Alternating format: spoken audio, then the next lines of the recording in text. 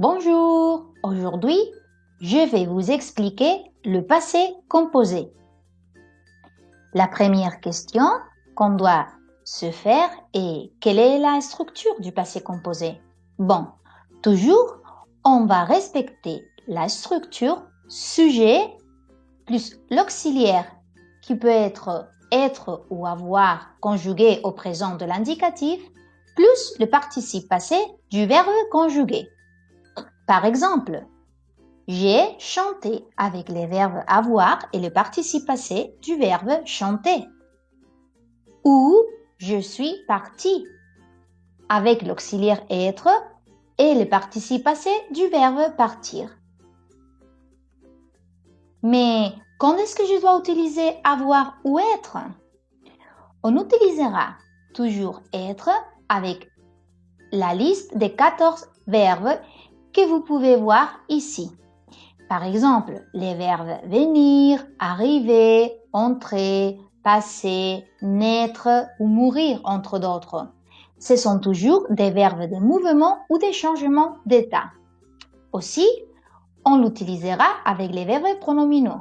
Ce sont les verbes qu'on conjugue avec c'est. Par exemple, je suis allé au cinéma ou elle s'est levée à 7h30. Mais attention, le participe passé avec être s'accorde toujours avec les sujets du verbe.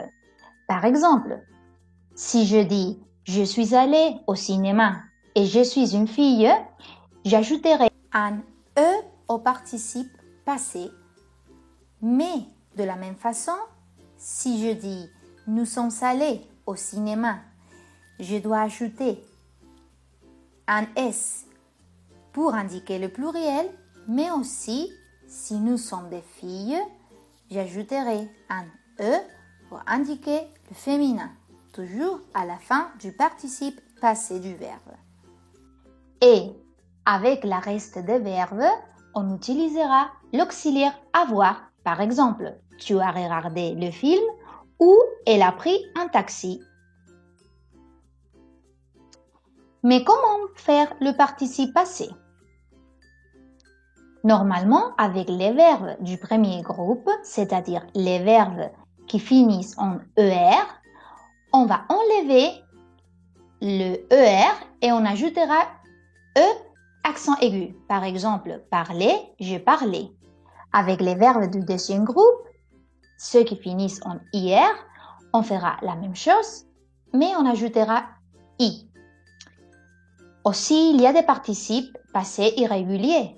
C'est le cas de prendre, pris, écrire, écrit, avoir eu, connaître, connu, savoir su, vouloir, voulu, lire, lu, et d'autres verbes qui ne sont pas dans cette image. Ces verbes irréguliers, il faut les apprendre par cœur.